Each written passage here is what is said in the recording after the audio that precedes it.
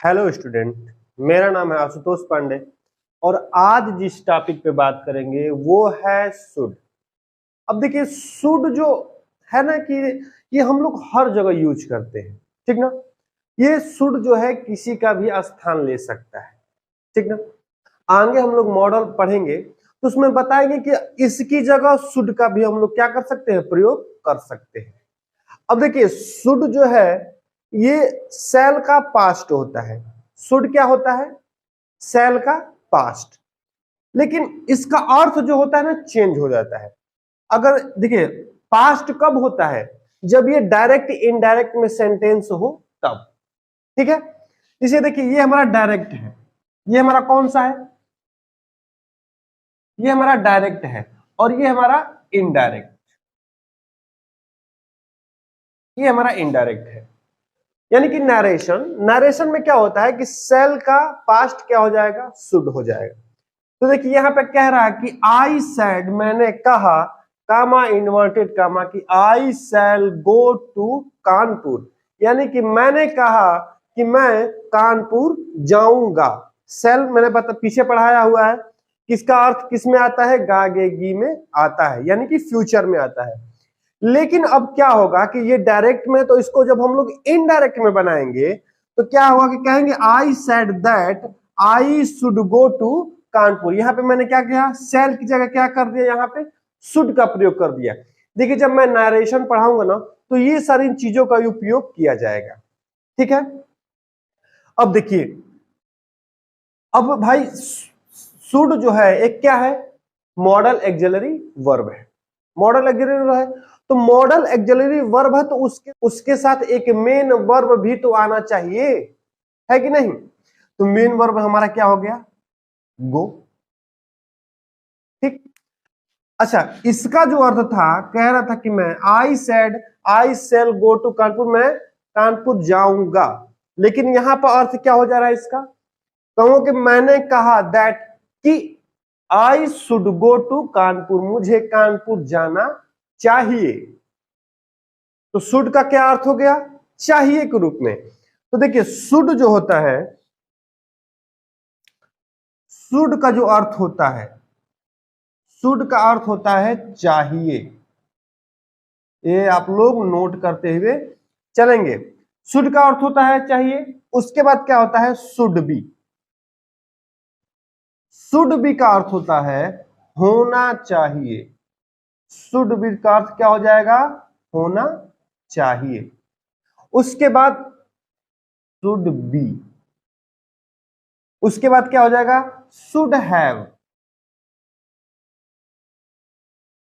Should have, should have का हो जाएगा कि होना चाहिए था।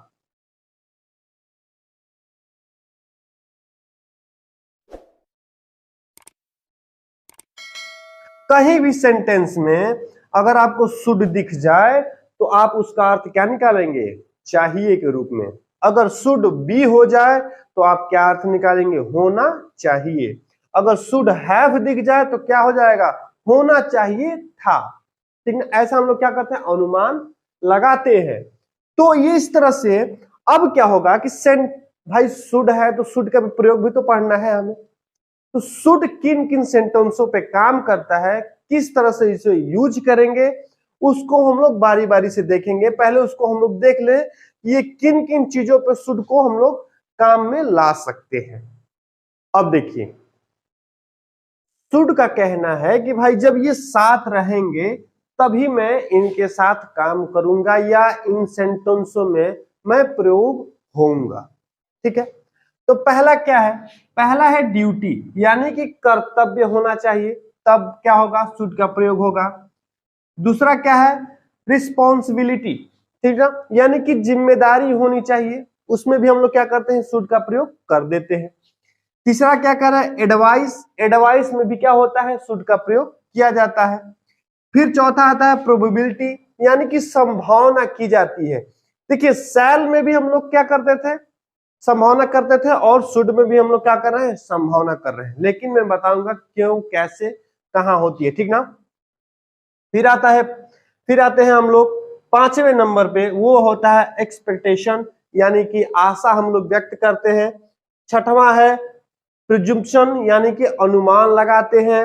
और सातवां है मोरल ऑब्लाइजेशन यानी कि नैतिक हमारा दायित्व क्या है उस बारे में हम लोग शुड में सारी चीजें हम लोग बात करेंगे। एक एक करके ड्यूटी क्या है, रिस्पॉन्सिबिलिटी क्या है, एडवाइस क्या है, प्रोबेबिलिटी क्या है, एक्सपेक्टेशन क्या है, प्रिजम्पशन क्या है और मोरल ऑब्लाइजेशन क्या है, उसको एक एक उदाहरण से एक एक सेंटेंस द्वारा हम लोग समझेंगे कि किस तरह के सेंटेंसेस आते हैं, उसमें हम लोग शुड का कैसे प्रयोग कर सकते हैं। ठीक है, मैंने बता भी दिया है कि शुड मीन्स होता है चाहना। ठीक है, फिर शुड बी का प्रयोग होता है तो उसमें क्या होता है होना चाहिए, और शुड हैव होता है तो होना चाहिए था। इस तरह के सेंटेंसेस आते हैं। तो आइए पहले हम लोग बात करेंगे ड्यूटी के बारे में। देखिए, जब हम ड्यूटी यानी कर्तव्य की बात करते हैं तो उसमें शुड का कैसे प्रयोग किया जाता है। सेंटेंस है, कहेगा one should obey one's elders, यानी अपने से बड़ों की बात माननी चाहिए। देखिए, मैं इंग्लिश के साथ हिंदी भी इसलिए लिख दे रहा हूं ताकि आप लोगों को अच्छे से समझ में आ जाए। ठीक ना, वंस की जगह वी भी कर सकते हैं हम लोग। अगर वी हम लोग कर देंगे, देखिए अगर जिसे स्क्रीनशॉट लेना हो यहां से ले सकता है। ठीक ना, देखिए अगर वन की जगह यहाँ पे वन की जगह वी कर देते हैं तो यहाँ पे वंस की जगह हम लोग क्या लगा देंगे, आवर लगा देंगे। ठीक ना, क्योंकि वन का पॉजेसिव क्या होता है, वंस होता है। तो ये इसका जो अर्थ होता है, ये कहेगा अपने से बड़ों की बात माननी चाहिए। अगर वी लगा दें, यहाँ पे वी लगा देंगे तो क्या हो जाएगा कि हमें अपने से अपनों की बड़ों की बात क्या होनी चाहिए, माननी चाहिए। हमें लग जाएगा, वी अगर लग गया तो हमें क्या हो जाएगा, यहाँ पे वी हमें हो जाएगा। ठीक, उसी तरह दूसरा सेंटेंस कहता है कि we should always speak the truth, यानी कि हमें सदा सत्य बोलना चाहिए। ठीक ना, देखिए हर में सेंटेंस के लास्ट में क्या आ रहा है, चाहिए ना, चाहिए आ रहा है ना। उसी तरह दूसरा जो है रिस्पॉन्सिबिलिटी यानी कि जिम्मेदारी। जिम्मेदारी में किस तरह का सेंटेंस होता है वो देखिए। जिम्मेदारी क्या होता है, किसी को संभालने की तो हम लोग बात करते हैं, तो कहता है कि you should take care of your briefcase ना, यानी कि आपको अपने ब्रीफ केस का ध्यान रखना चाहिए। मैं यहाँ पे क्या दे रहा हूं, जिम्मेदारी दे रहा हूं कि भाई अपना जो आपका जो बक्सा है यानी कि ब्रीफ केस है उसको क्या रखना है, आपको ध्यान रखना चाहिए, है ना। यहाँ पे क्या हो गया, जिम्मेदारी हो गई। तो इस तरह से ड्यूटी हो गया और रिस्पॉन्सिबिलिटी हो गया। देखिए अब शुड में एडवाइस किस तरह से काम करता है, किस तरह के सेंटेंस आते हैं। कहता है you should work hard. You means होता है तुम या तुम लोग, आप या आप लोग। तो कहेंगे यू शुड वर्क हार्ड, यानी आपको कड़ी मेहनत करनी चाहिए। ठीक ना, मैं हिंदी के साथ इंग्लिश के साथ में हिंदी भी लिख दे रहा हूं ताकि आप लोगों को समझने में आसानी हो। दूसरा सेंटेंस कहता है कि you should take care of your health, आपको अपने स्वास्थ्य का ध्यान रखना चाहिए। ये हमारी क्या है, एडवाइस है। हम लोग एडवाइस दे रहे हैं कि भाई आपको क्या करना चाहिए, आपको कड़ी मेहनत करनी चाहिए ताकि आप क्या हो, सफल हो जाएं। दूसरा क्या है कि यू शुड टेक केयर, आप अपने स्वास्थ्य का, अपने हेल्थ का क्या करना चाहिए, आपको ध्यान रखना चाहिए। भाई हम लोग क्या कर रहे हैं, इसमें सलाह दे रहे हैं ना। दूसरा क्या है, प्रोबेबिलिटी, यानी कि हम लोग संभावना व्यक्त करेंगे कि भाई क्या हो सकता है ना, या क्या होना चाहिए। तो सेंटेंस कहेगा you should find her in the playground, यानी कि आपको उसे खेल के मैदान में ढूंढना चाहिए। मैं क्या कर रहा हूं, संभावना व्यक्त कर रहा हूं कि आपको शायद खेल के मैदान में मिल जाए। ठीक ना। दूसरा सेंटेंस कहता है कि शी शुड रिच हियर सुन, उसे यहां जल्दी ही पहुंचना चाहिए। मैं क्या कर रहा हूं, संभावना व्यक्त कर, भाई उसे तो अभी आ जाना चाहिए था ना, उसे यहां आ जाने थे। ये मैं क्या कर रहा हूं, संभावना व्यक्त कर रहा हूं। तो इस तरह से ये हमारी क्या होगी, प्रोबेबिलिटी, यानी कि हम लोग संभावना व्यक्त करेंगे। ठीक, अब हम आगे बात करेंगे एक्सपेक्टेशन और प्रिज्यूम्पशन की। ठीक ना, उसमें देखेंगे कि किस तरह के सेंटेंसेस आते हैं, किस तरह से शुड का प्रयोग होता है। अब देखिए, है ना, शुड में एक्सपेक्टेशन यानी कि आशा हम लोग किस तरह से करते हैं, कहेगा the rich should help the poor, यानी अमीरों को गरीबों की सहायता करनी चाहिए। तो ये हम लोग क्या कर सकते हैं, आशा कर सकते हैं भाई अमीरों को क्या करना चाहिए, गरीबों की मदद करनी चाहिए। हम लोग क्या कर सकते हैं, सिर्फ आशा कर सकते हैं, है कि नहीं। हालांकि ये हमारा क्या ये नैतिक कर्तव्य है कि अमीरों को भाई क्या कर देना चाहिए, सहायता कर देनी चाहिए। लेकिन अगर बात सही किया है, एकदम 100% श्योर कि ये सेंटेंस किस तरह का है, तो वो किस में आएगा, एक्सपेक्टेशन यानी कि आशा में ही आएगा ये सेंटेंस, है ना। ठीक है, आगे बढ़ते हैं। आगे कहेंगे कि प्रज्यूम्पशन यानी कि अनुमान।